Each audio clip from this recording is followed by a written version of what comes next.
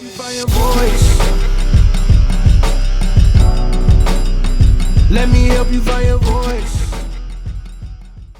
Welcome to the I Dream of Speaking podcast. I am Ramona J, your host, the 2018 World Champion of Public Speaking.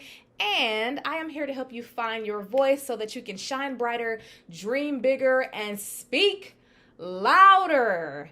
I know you guys recognize that this is a different background, but what is our theme for 2024?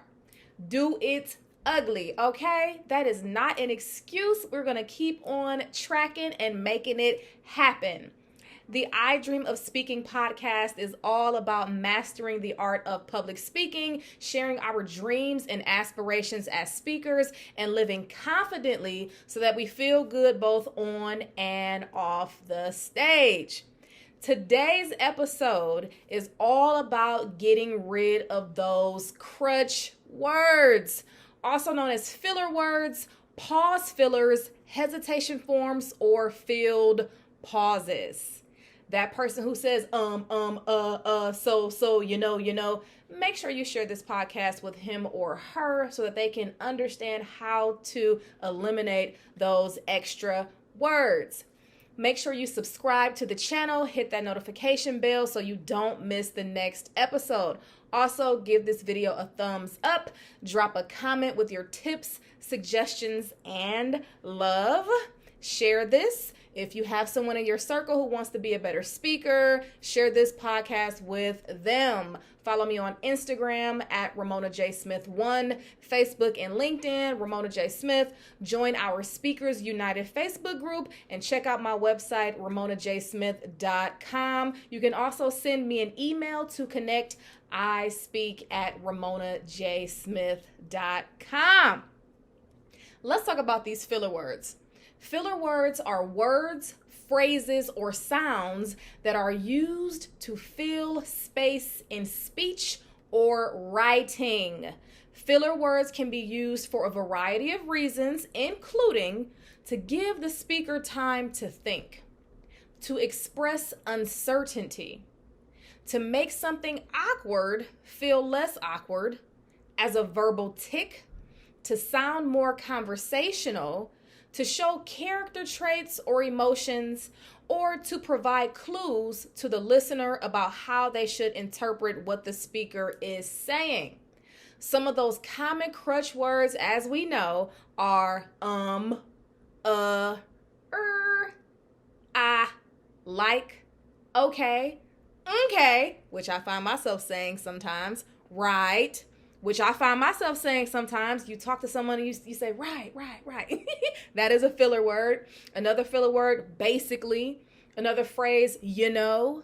Another word, very, really, highly, just, so, but, and, see, you see. And something that I noticed the younger generations are saying, bruh. Bruh has become a new filler word. For most people, hearing one or two filler words about every 3 minutes isn't a big deal. However, 1 or 2 per minute can seriously undercut your credibility. If someone says or every 3 minutes, that is usually fine with the audience. However, when it comes minute to minute and back to back, it will undercut your credibility as a speaker. I suggest doing your best to eliminate any filler words in any prepared speeches or presentations that you have time to prepare for. Some people say a couple of ums here and there are fine. I disagree. If you ask my opinion, if you have time to prepare for a speech or presentation, do your best to practice eliminating any filler words. If you practice your presentation, that will help eliminate those filler words. Filler words can have a negative effect on communication because they disrupt the flow. Filler words can disrupt the flow of the speech, making it harder for the audience to understand. Imagine your favorite speech. Now, there may be a few filler words in there, but imagine a speech like, I have a dream. If Dr. Martin Luther King would not have practiced that presentation, that speech, because that was not an off-the-cuff speech. He practiced that presentation. If he had been something like this, I have a dream that one day little boys and little girls of all races and colors would come together, it would not have had the same impact. Those filler words disrupt the flow of the speech. Filler words also create a barrier. The overuse of filler words can create a barrier to communication, making it harder to share the message. They can also make you look unprepared. Yes, they surely do. Stumbling over words can make you look nervous or ill-prepared, making it seem like you're unsure of what you're saying. Once again, using too many filler words can undermine your credibility as a speaker. Too many filler words can undermine the credibility of the presenter, making it seem like you're making things up or don't know what you're talking about. For some people, like me, many filler words can annoy the listeners. If you are a quote-unquote professional speaker, and you get on that stage, and I know they're paying you thousands of dollars to present to this audience, and you have a bunch of filler words, I am annoyed. Excessive filler words can quickly annoy listeners. Also, having too many filler words reflects poorly on your communication skills. Filler words can have a negative effect and reflect poorly on your skills as a communicator. The question now is, why do we use filler words? According to softskillssuccess.ie, we often use filler words due to a disconnect between what's going on in our brains and what's coming out of our mouths. Our brains have gone speeding ahead, but our mouths need a little bit of time to catch up. Effectively, we're thinking out loud, and that's what creates the disconnect that we plug with a filler word or vocal disfluency. That's a term, vocal disfluency, if you're feeling fancy. Okay, Ramona, you talked about how annoying the filler words are. You talked about why we use them. You talked about why we shouldn't use them. Let's talk about how to eliminate filler words. Listen to this. If you are an aspiring speaker, or if you are a person who speaks and you notice that you use a lot of filler words, listen to this, jot it down, write it down, take a mental note. This is treasure. This is gold for all of you who are wanting to eliminate those filler words. How do we eliminate filler words? Awareness.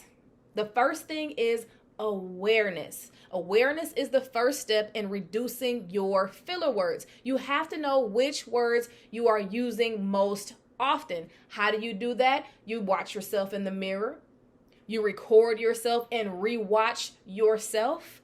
You ask for feedback from someone to maybe count your ums, your uhs, count those filler words so you can be aware of which ones you are using. Because once you become aware, you're going to start listening to what you're saying. And every time you say that particular filler word, you're going to hear it and it's going to send off a red flag in your brain saying, oh, I said it again. As I mentioned, one of my favorite filler words is right. Another one is okay. When I hear those, something goes off in my mind because I know that I shouldn't be saying them, especially in a professional setting. Awareness of your filler words is the first way to start eliminating them. Know which ones are your favorite. Which ones do you lean on the most? Next way to eliminate filler words is pausing. Simply pausing. We often feel that the pause is awkward because we want to have that fluency. We want to have that flow. However, the pause seems much longer to you than what it actually is. There is power in the pause. Silence can feel a little uncomfortable. However, silence can be an effective tool when you're speaking publicly. Instead of saying or just don't say anything. Don't say anything. Take a second or two to think about what you want to say. Leonardo da Vinci said, nothing strengthens authority so much as silence. Instead of saying or just take a second. Don't say anything. Think about the next word you want to say and then go into that next word. Another way to eliminate filler words is just slowing down. Just taking a breath and slowing down. We are not in a rush. We are not in a rush to get out this information. People can digest it much easier if you're going at a slower pace. I tend to talk very fast. That's something that I need to work on as well. Slowing down the pace. Slowing down gives us time to think before we speak. We're much less likely to use crutch words when we consciously and deliberately slow down the pace of our speech. And I will continue to emphasize this on every podcast episode, during every speaking session that I have with speakers, when I'm coaching. Whenever someone asks me how to become a better speaker, I will forever say this: practice and preparation. Practice and preparation. Because when you're practicing, you can practice saying your message slowly. If you look back at my 2018 World Championship speech called Still Standing, I'll put it up here somewhere. If you look at that speech, you'll notice I'm not even talking as fast as I am on this podcast most of the time. But I practiced so much that I knew I had to have a certain pace. 1, because it is a competition. 2, because it is an international competition. That means the majority of the audience does not speak English as a first language. They have several languages. And trust me, I know my people who speak multiple languages. You're having to translate over into this language and this language. I get it. So it's much easier to slow down, and it's much easier to slow down if you practice and prep in advance. So slow down. Another great way to eliminate filler words is one of my favorites, and it's fun: practicing impromptu speaking. In Toastmasters, it's called table topics. What it is so simple. You find a random object. Let's take a pen, for example. You take a random object and you just talk about it off the cuff. You talk about it off the cuff, you freestyle it, and then you see how many filler words you use. It's better to do it with someone, with a friend, with the kiddos. Even if you want to join the Toastmasters Club, that's fine. I often do it with my clients during my coaching sessions. That is going to help you eliminate those filler words because you're going to get dinged every time you use them. Practicing impromptu speaking, speaking off the cuff, picking a random item, and just give yourself maybe 1.5 minutes to 2 minutes. It doesn't have to be a long speech, but give yourself a minute, 1.5 minutes, 2 minutes max to speak about something absolutely random that you haven't had time to think about, and see how you start to formulate these small speeches. See how you're able to do that off the cuff, and see how you can continue to eliminate your commonly used filler words each time. Go for maybe about 5 rounds. You can do this a couple times a week. It's fun for the family. It's fun if you are on a first date. It's fun to do with the family. It may even be fun to do on a game night or something like that. But that is going to help you become aware of the filler words, which helps you to reduce the use of filler words. The next thing you can do is work with a public speaking coach. It does not have to be Ramona J. Smith, although I am a very great coach, but whoever you see that is speaking well, whoever is speaking the way you aspire to speak, see if they offer coaching. Work with a public speaking coach, someone who understands how to eliminate filler words, someone who understands how to help you become aware of those filler words, and someone who can help coach you in a loving, safe environment, who knows what to look for and who knows what he or she is talking about. So let's recap here. How do we eliminate filler words?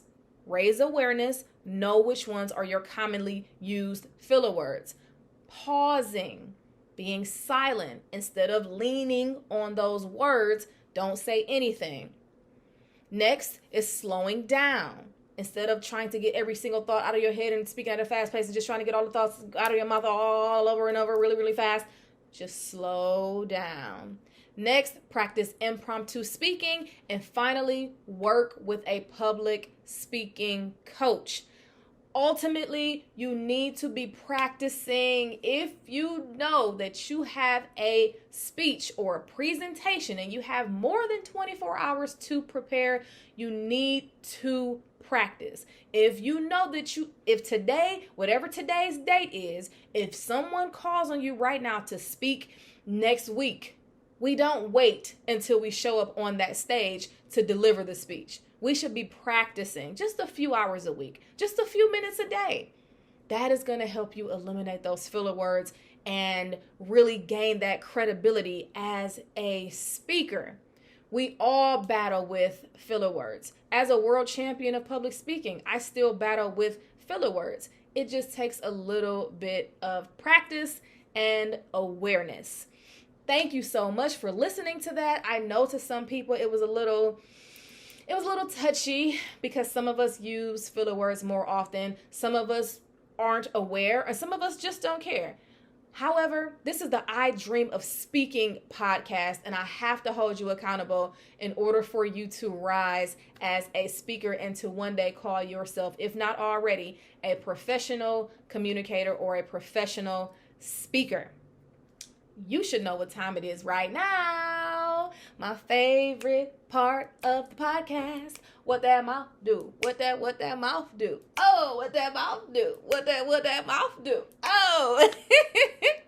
As speakers, our most important tool is our voice. It's your moneymaker. It is your everything.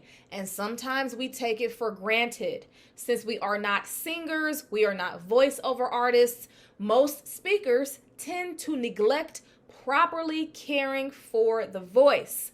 Every week, we will discuss one new health tip to keep your mouth and voice healthy. What that mouth do? This week's WDMD is about improving a strained voice. Have you ever had a strained voice? Maybe you were yelling. Maybe you went to the kiddos' basketball game or soccer game and you were just yelling. Maybe you just got excited and you were yelling and you noticed that your voice feels a little strained. This week's What That Mouth Do tip is all about your strained voice. It's from Katarina H. of Healthy Voice Tips. She has 5 tips to help find more vocal freedom when experiencing a strained voice. Number 1, listen to your body, she says. If your voice feels strained or tired after speaking, your body is telling you that something is not right. You need to stop and change the way you're using your voice to avoid vocal fatigue, tension, or pain. Ask yourself, what am I doing to cause my voice to get tired, hoarse, or strained? Be aware of what your voice is doing. You could have bad posture. I hope I've had good posture this whole time. Bad posture while speaking. You could be speaking too loudly. Your breathing could be shallow. When you feel strain in your voice, stop and think about where the strain is coming from. Ask yourself what you can do to prevent the tension. Become aware of the signals your body is giving you. Number 2, this is what I'm going to start doing with all of my clients for the rest of 2024 moving on. Warming up the voice before our sessions. She suggests always warming up your voice before you speak. Anyone who uses her voice for a job or a hobby should be warming up the voice before speaking. That means if you're on the telephone all day, that means if you're talking to customers all day, you should consider warming up your voice before speaking. Number 3, release tension from your voice. Use tension reduction techniques. Try circumlaryngeal massage. I've never tried that. Use SOVT exercises. Those are semi-occluded vocal tract exercises. These exercises that use sounds with partial narrowing or occlusion in the vocal tract. This narrowing creates a back pressure that helps the vocal folds work more efficiently. Examples of those exercises are lip trills, we talked about that last week, tongue trills, straw exercises, and humming. Create a daily routine to release tension from your voice. Number 4, improve your vocal technique. Sometimes strain in your speaking voice comes from inefficient vocal technique, such as bringing the vocal cords together in an abrupt manner, pressing them together too hard when speaking. Maybe you tend to use high breath pressure under the vocal folds. Maybe you push your tongue root down, which inhibits the laryngeal movement. Maybe you move your jaw forward when you speak, or slide it side to side, which creates tension that is spread out. These examples put a lot of strain on your vocal folds, which then leads to a strained voice. Speak to a voice professional to improve your vocal technique. Small adjustments in your technique can lead to big changes. And finally, number 5, reevaluate your breath. Inefficient breath management is often a cause of vocal issues. The problem is often in exhalation and in the amount of breath you push through the vocal folds. Straining is often caused by too high breath pressures under the vocal cords. She also shares a simple breath exercise to see how much breath you need for talking. Let's try it together. She says, inhale as you would normally do, and then exhale and start counting from 1 to 10. 1, 2, 3, 4, 5, 6, 7, 8, 9, 10. Woo! That was kind of a struggle for me. That's how much breath you need for talking. I would give myself maybe an 8.5, a 9 there. She says very often it is not about how much breath you inhale, but about how you use the breath that you have in your lungs. Let's recap those 5 tips. Number 1, listen to your body. Number 2, warm up your voice before you speak. Number 3, release tension from your voice. Number 4, improve vocal technique. And number 5, reevaluate your breath. Those were the What That Mouth Do tips for the week. Thank you all so much for joining us on another episode of I Dream of Speaking. Those tips were so amazing because as speakers, we don't think about our jaws often. We don't think about what our tongue is doing. We don't think about what our breath is doing. But I want us to be more mindful of all the things that go into speaking, not just saying words. We have to make sure we are caring for this whole area. Because without a tongue, you can't speak. Without a healthy throat, you can't speak. Without lips, you can't speak. And we want to nurture and care for and send good energy and good vibes and good gratitude to all the elements that allow us to be able to speak. Make sure you like this video.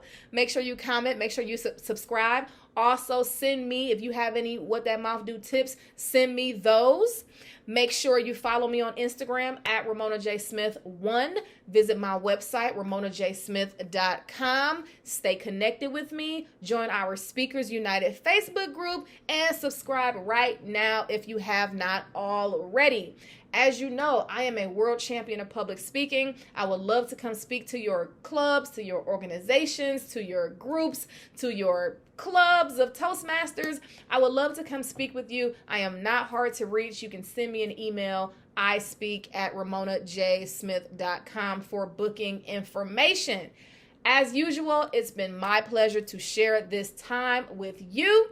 And until next time, let me help you find your voice as we continue to dream bigger, shine brighter, and speak louder. I will see you on next week's episode of the I Dream of Speaking podcast.